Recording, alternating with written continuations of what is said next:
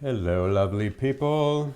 It is story time again. We're continuing with a moment of faith, and we have reached chapter 4. Søren Kierkegaard has become engaged to the lovely young Regine Olsen. But he's not doing too well. He's got a bit of existential angst going on, to do a little Kierkegaardian reference. So this is his state of being an engaged man. Chapter 4. Copenhagen, September 1840. It was not so much looking out of the window as it was lurking. He pulled the curtain slightly to one side, exposing the wooden window frame. Further down the cobbled street, he could see the professor lodgings, which belonged to the university. Behind the university rose the tower of Withering, a tower as square as his childhood and his father, the old merchant Kierkegaard. A stern, square upbringing of pious strictness, which he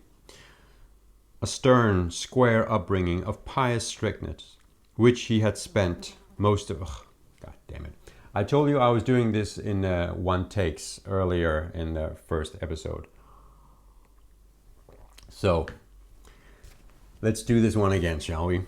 Alright, here we go. It was not so much looking out of the window as it was lurking. He pulled the curtain slightly to one side, exposing the wooden window frame. Further down the cobbled street, he could see the professor lodgings, which belonged to the university. Behind the university rose the tower of Withering, a tower as square as his childhood and his father, the old merchant Kierkegaard.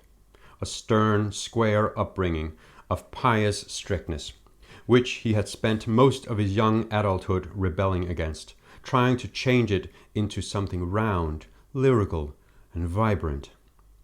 A moment ago he had returned from a stroll, which had done him none of the good that these morning walks around Copenhagen usually did. It was almost as if he was hiding from someone, as he stood there lurking from behind the curtain. Although he had no one to hide from, yet. Only this unforeseen span of emotions which until now had been unbeknownst to him. In the duration of a single breath, he felt everything from blessed joy to the deepest sorrow and desolation. It had caught him off guard, and he was ill-equipped to handle it. Not that the gloom of a melancholic heart was a stranger to him, but this was a joyous occasion, or ought to be. The everlasting euphoria he had expected upon the yes of Miss Regine had barely lasted across the threshold from her father's residence in Børskade. Then this deafening anxiety had struck him. Had he destroyed something perfect, wanting it to become his? Had he turned this divine creature human and thus deprived it of its magic and beauty? For the past 2 years, since he had first laid eyes upon this untouched angel in the parlor in Frederiksberg, she had become the muse for his pen. A literary virtuosity had flourished on endless sheets of paper. In the light of her glow, he could write about anything, and without being fully aware, he was close to his breakthrough and status as a world-famous philosophical author, as Søren Kierkegaard. But he had touched the untouchable angel. He drew away from the window with a feeling of despair and looked around the room. The hat stand had failed to catch the hat. The coat and cane had been carelessly strewn on the small lounger. He sat down at the Davenport desk and fumbled frantically with the sheets of paper before the pen finally began scribbling. Nothing but trivial clichés crammed one sheet after another, only to be tossed aside. doubt turned into frustration, which then turned into fear.